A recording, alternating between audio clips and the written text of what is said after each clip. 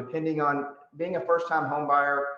Most people think they don't have enough money to get into a home. So they're just going to continue to rent and try to save as much as they can, just because there's no way that they can come up with 20% down in this market. But the reality is you don't really need anything to get into a house. And a lot of situations, you actually can get some of your earnest money, which is what's taken as a contract, as a deposit to secure that contract back. So on average, most first-time home buyers are getting in for as little as 3 or 3.5%. But just as of last week, we got an individual in on his first-time home buyer with some down payment assistance. I think he brought somewhere around $3,000 to close.